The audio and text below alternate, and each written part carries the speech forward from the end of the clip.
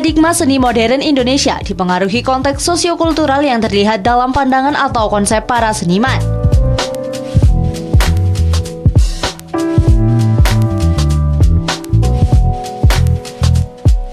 Seperti tercermin pada gaya periode maupun gaya pribadi.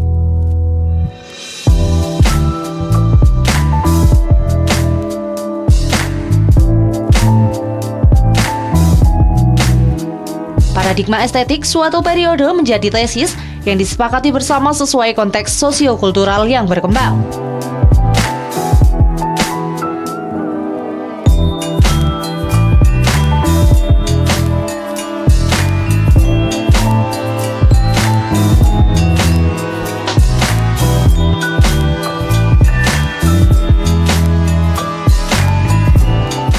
Saya Slamet Hentur Kusumo atau biasa dipanggil Slamet Henkus. Saya berkesenian, saya mulai melihat bahwa karya seni itu adalah karya yang bersifat multisain, karya seni yang berbasis ilmu pengetahuan.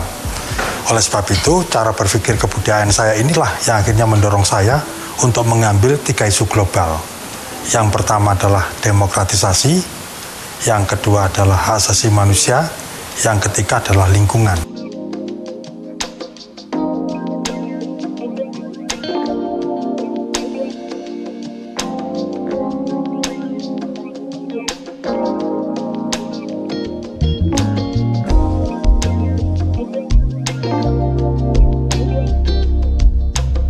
Setiap kemunculan tesis berpotensi membawa negasi dan kontradiksi yang akan menjadi antitesis dan sintesis, sebelum akhirnya menjelma menjadi tesis baru.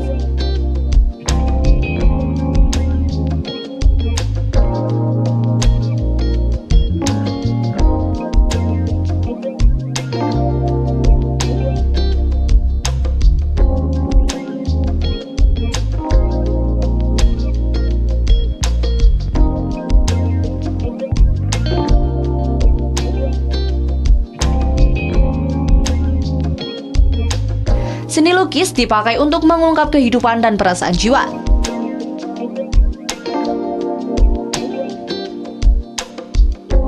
Seni rupa membebaskan penciptaan dari pengaruh politik.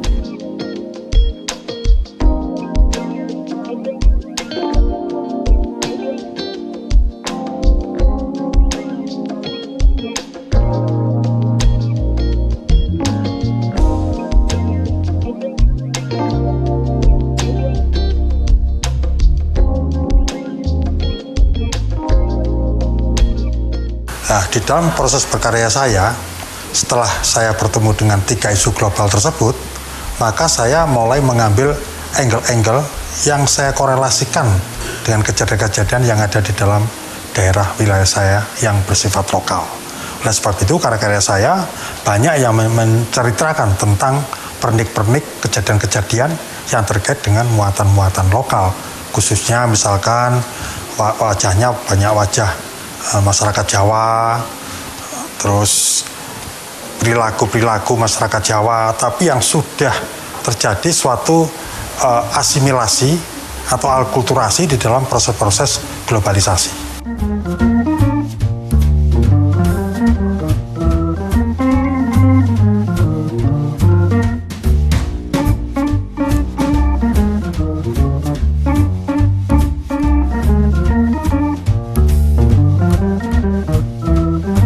Penghargaan pada kesadaran pribadi dan kebebasan berekspresi mendorong penjelajahan individual untuk melahirkan ungkapan bentuk yang beragam.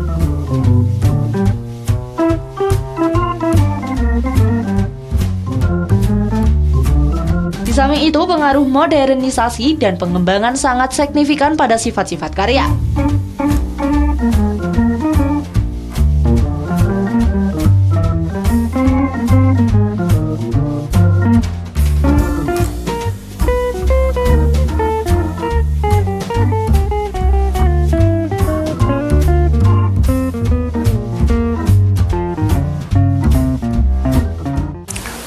Kira-kira sekitar saya umur 24 tahun, saya mulai mengenal tentang komik, di mana pada saat itu saya sedang bertemu dengan seorang yang saya anggap guru saya, yaitu namanya Dwianto Setiawan. Dwianto Setiawan ini adalah kakak dari Romo Sindunata yang sangat terkenal itu. Nah, di dalam pengenalan saya dengan Mas Dwianto Setiawan itu, saya mendapat satu support yang berupa disiplin, berupa kerja keras, dan manajemen seni dan waktu. Sehingga pada saat ketika saya mulai membuat komik, itu memang target itu kan harus tepat, karena itu adalah yang dimuat di media cetak.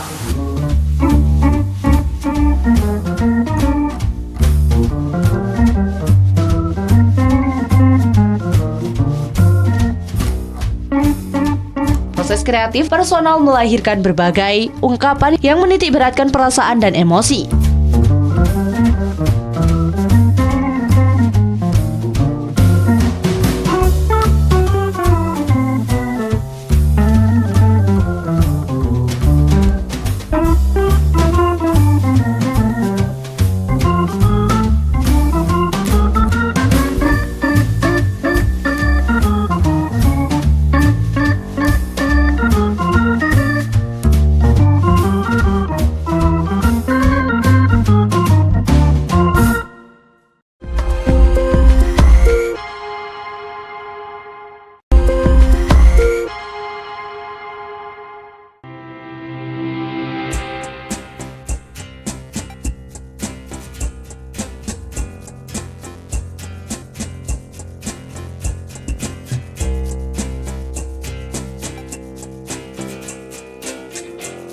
Beberapa fenomena visual memunculkan ciri sifat intuitif, imajinatif, dekoratif, dan nonformal improvisatiris.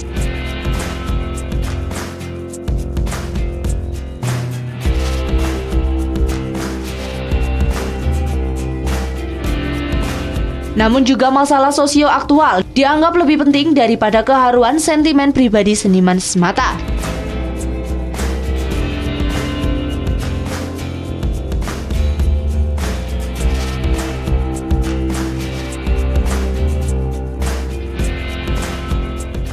Saya juga mengerjakan konsep-konsep tentang ilustrasi, tapi sebagai ilustrator lepas. Nah, sehingga pekerjaan-pekerjaan saya yang sangat menyita waktu, perhatian, konsentrasi, fokus yang sangat luar biasa itu yang mendorong saya sehingga hari ini saya memiliki cara kerja yang seperti kasarnya kayak orang kantoran begitu, sehingga banyak karya-karya yang bisa saya dapatkan dari disiplin itu sendiri. Saya bekerja di komik kisaran antar sekitar 5-7 tahunan.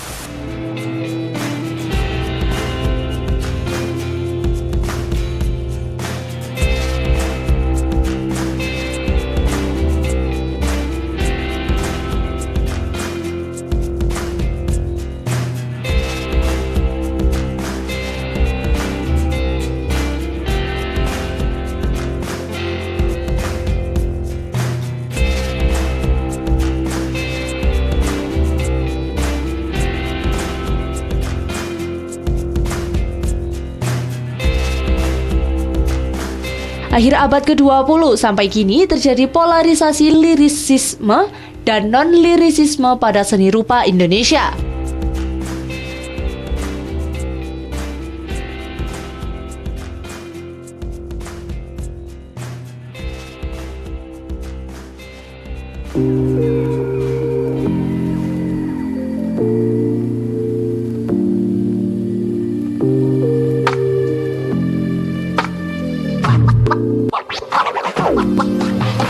Di antara dua kutub ada beberapa perupa moderat, mencari jalan lain menyerap kedua sikap itu.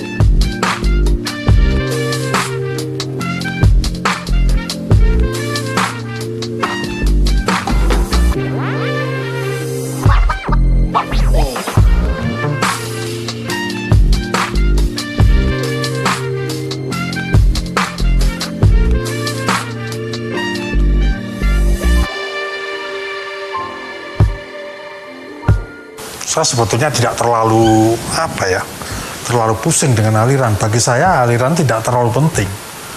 seorang kreator itu yang paling utama itu bagaimana dia bisa menyampaikan pikiran-pikirannya.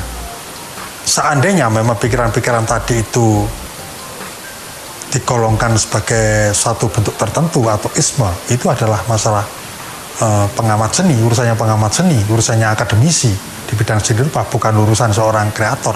Kreator itu bagaimana dia bisa menyampaikan pikiran-pikiran yang valid, cerdas, terus otentik.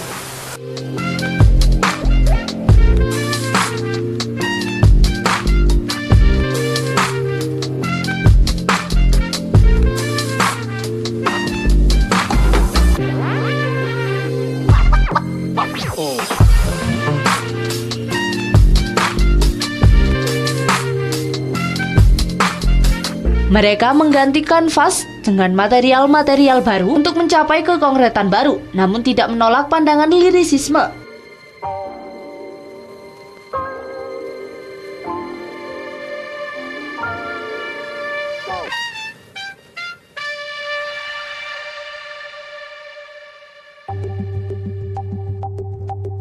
Gejala itu merupakan benih sintesis meskipun belum mendapat dukungan.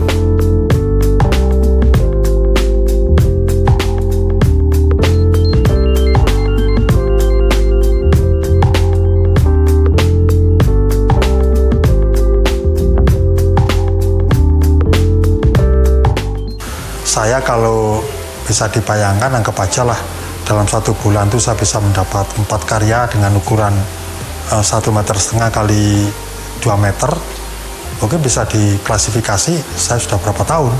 Kalau sekarang saya dipotong dengan saya kerja di Kome itu ya mungkin kisarannya sekitar ya 30-an tahun lah saya konsentrasi di seni rupa. Mungkin ya kisarannya masih belumlah ribuan, tapi masih ratusan gitu. Tapi pastinya saya kurang tahu karena saya tidak punya data yang konkret, karena pada waktu itu ya kerjanya seni itu saya tidak pikir persoalan pendataan karya-karya yang saya buat tersebut.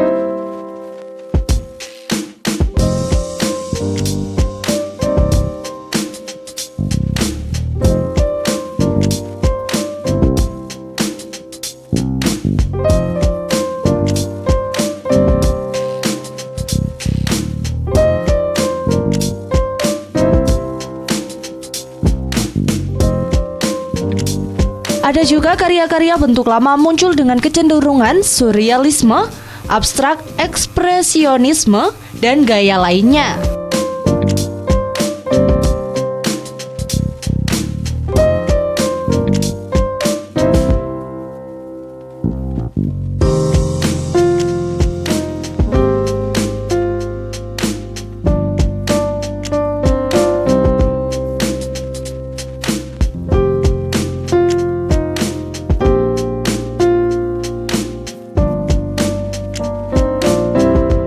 Buat saya sebuah karya seni itu memiliki makna.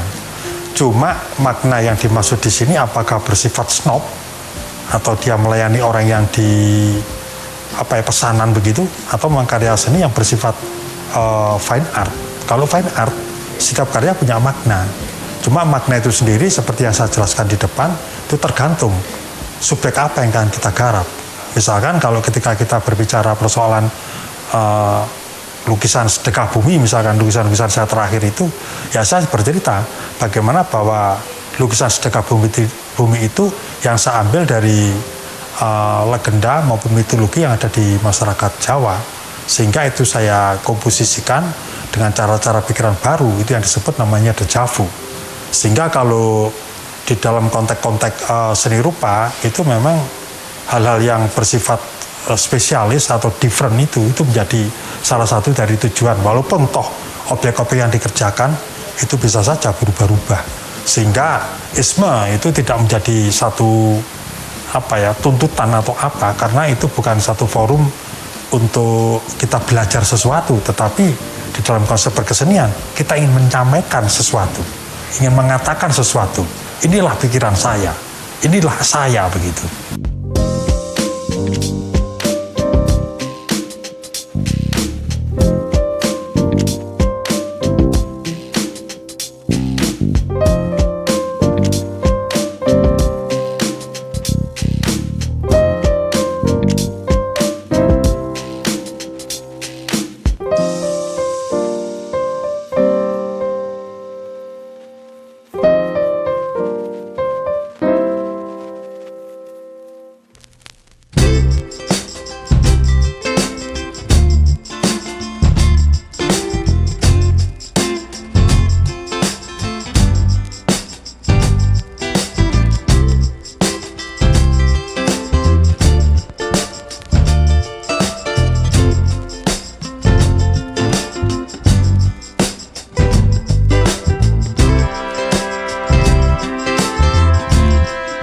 Saya pikir setiap karya itu seperti kita menelurkan sebuah anak ya.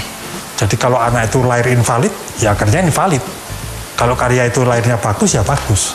Tapi setidak-tidaknya secara teknis atau visual itu sendiri atau konsep itu sendiri sudah terpenuhi. Misalkan unsur visualnya terpenuhi, unsur manfaatnya terpenuhi, unsur keindahannya terpenuhi, unsur kebenarannya terpenuhi. Itu kan pendekatan-pendekatan estetika itu menjadi penting.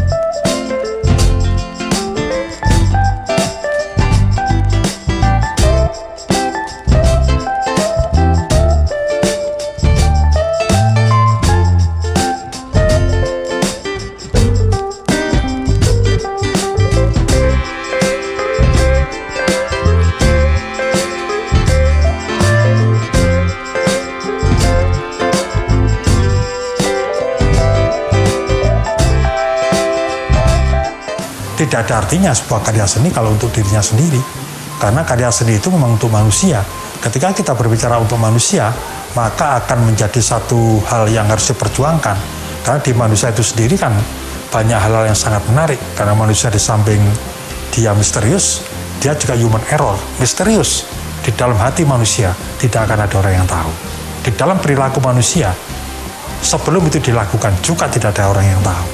Tetapi ketika kita berbicara manusia sebagai human error, itu ada beberapa karya saya yang menceritakan sebuah kekuatan populasi, di mana bahwa populasi itu bisa saja menjadi baik, tapi bisa menghancurkan skalanya. Karena di populasi itu benturan kepentingan sangat luar biasa. Inilah pengetahuan-pengetahuan yang saya ambil.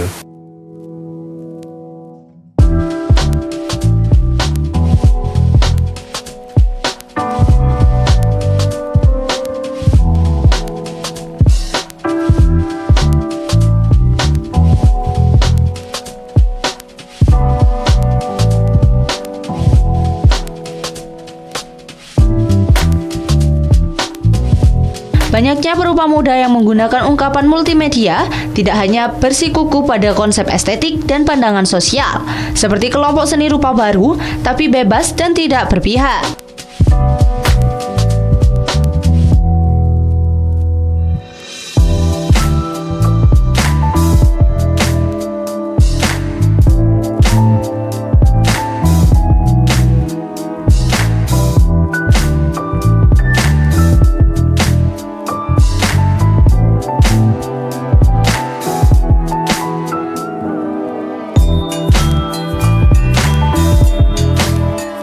Dalam proses karya seperti itu, saya biasanya lewat membaca, terus saya kadang-kadang menulis catatan kaki, itu coba saya simpulkan sehingga menjadi idiom-idiom yang bisa saya pakai untuk ide awal dari sebuah konsep cara berkarya saya. Tapi intinya konsep berkarya saya itu saya ingin mencoba untuk mengatakan, menyampaikan bahwa kami sebagai orang Indonesia itu memiliki sesuatu yang berbeda dari negara manapun di luar Indonesia. Gitu.